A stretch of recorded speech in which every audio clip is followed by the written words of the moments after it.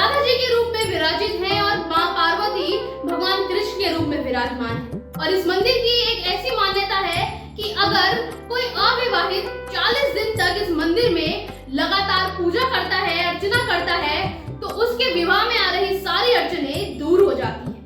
तो चलिए आइए अपने आप को इस मंदिर की कहानी से जोड़े चलती हूँ।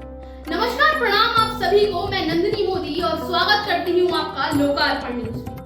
आज पूरे देश भर में जन्माष्टमी का उत्सव बड़ी धूमधाम से मनाया जा रहा है और सभी मिठाई की दुकानें ले लो या फिर छोटे छोटे बच्चे ले लीजिए जो भगवान कृष्ण के रूप में बने हुए हैं, और या फिर मंदिर ले लीजिए, सभी फूलों से सजे हुए हैं। आज जन्माष्टमी का पावन उत्सव है, तो इसी उपलक्ष्य में आप सभी को कृष्ण जन्माष्टमी की ढेर सारी शुभकामनाएं। और आज के दिन सभी मंदिरों में भगवत गीता के पाठ का आयोजन भी किया जाता है और साथ ही सुबह से ही मंदिरों में श्रद्धालुओं की भारी भीड़ भी देखने को मिलती है। और ये भीड़ सुबह से आधी रात तक ऐसे ही लगी रहती है, क्योंकि भगवान श्री कृष्ण का जन्म मथुरा की एक काल कोठरी में आधी रात को ही हुआ था और तभी से ही भगवान का जन्म आधी रात को मनाया जाता है। और इसी तरीके से श्रद्धालुओं की भीड़ ऐसे ही उमड़ी रहती है। तो कई लोग आज के दिन उपवास भी रखते हैं और भगवान के जन्म के बाद अपने उपवास को तोड़ते हैं, भगवान को स्वादिष्ट व्यंजनों का भोग लगाते हैं, प्रसाद लगाते हैं और उसके बाद अपने उपवास को पूर्ण करते हैं। आपको बता दें, भगवान कृष्ण को भगवान विष्णु का 8वां अवतार माना जाता है और ऐसे ही पूरे भारतवर्ष में इस त्योहार को बड़ी धूमधाम से मनाया जाता है। कहीं पर मंदिरों की साज सज्जा होती है, साफ सफाई होती है, सभी बाजार सजे रहते हैं और नन्हे बालक भगवान कृष्ण के रूप में सजे हुए मिलते हैं। जन्माष्टमी का यह त्योहार कृष्ण पक्ष की अष्टमी को मनाया जाता है, जिस दिन भगवान कृष्ण का जन्म हुआ था। उसी दिन से जन्माष्टमी का यह पावन पर्व मनाया जाने लगा। आपको बता दूं, रानी देवकी के भाई कंस ने एक भविष्यवाणी सुनी थी कि रानी देवकी का 8वां संतान कंस के वध का कारण बनेगा।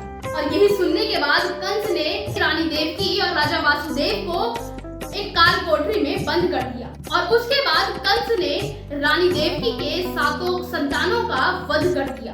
और इससे पहले कि कंस 8वें संतान का वध करता, उससे पहले ही वासुदेव ने कृष्ण को एक टोकरी में रखकर यमुना नदी पार कर और उसको गोकुल में एक सही स्थान पर रख दिया।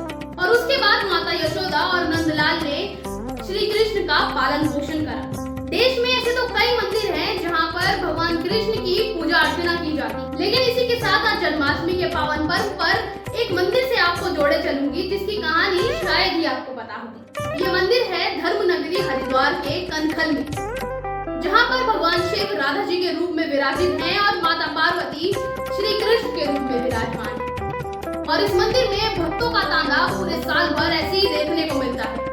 और मान्यताओं के अनुसार इस मंदिर में 40 दिन पूजा करने से किसी के भी विवाह में अगर अड़चने आ रही हो तो वो विवाह में अड़चने दूर हो जाती। चलिए अब आपको इस मंदिर की पौराणिक कथा से जोड़ती हूँ। पुराणों के अनुसार आपको बताऊं तो हरिद्वार ब्रह्मा जी के पुत्र दक्ष प्रजापति की भूमि है और इसको भगवान शिव का ससुराल भी कहा जाता है। और ये प्रसिद्ध राधा कृष्ण का मंदिर कनखल में ही स्थित है। और इस मंदिर का निर्माण लंडौरा रियासत की महारानी ने करवाया था। वो अपने पुत्र को लेकर काफी ज्यादा परेशान थी, तो वो एक बार वृंदावन जाती है और वहाँ पर बड़े ही मन से ये बोलती है कि मुझे भगवान कृष्ण का एक मंदिर बनाना है। फिर उसके बाद भगवान कृष्ण उसके सपने में आते हैं और बोलते हैं, लेकिन हरिद्वार में मेरा ऐसा कोई मंदिर नहीं, तो इसलिए गंगा किनारे मेरा एक मंदिर स्थापित करा जाए। और ऐसे ही लंडौरा की महारानी ने करा और कनखल स्थित गंगा किनारे भगवान श्री कृष्ण और राधा जी का मंदिर बनाया।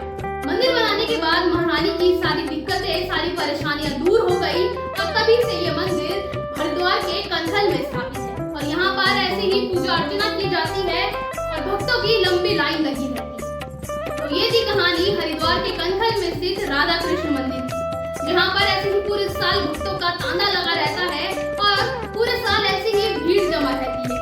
लेकिन जन्माष्टमी के खास पावन अवसर पर यह मंदिर प्रांगण और भी ज्यादा मनमोहक और सुंदर हो जाता है। ऐसे तो हमारे उत्तराखंड में काफी सारे मंदिर हैं जिनकी अपनी एक कहानी है। ऐसे ही मैं और कहानियों से आपको जोड़े चलूंगी। तब तक के लिए धन्यवाद। नमस्कार।